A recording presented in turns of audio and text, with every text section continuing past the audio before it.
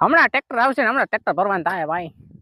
અરે ભૂકા કાઢને का ट्रैक्टर तो હું મારી નહીં ખાવ હમણાં ટ્રેક્ટર એકલા ભરી દો ને ફટાફટ એકલા હમણાં ટ્રેક્ટર આવે એકલા ભરી દો ટ્રેક્ટર ફટાફટ ને ટ્રેક્ટર ભરતા વાર શું લાગે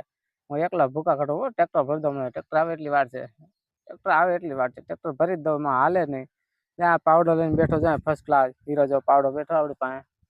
ને લગભગ ટ્રેક્ટર આવતું લાગે છે હા લઈ ભરવા જ મળીએ તો હમણાં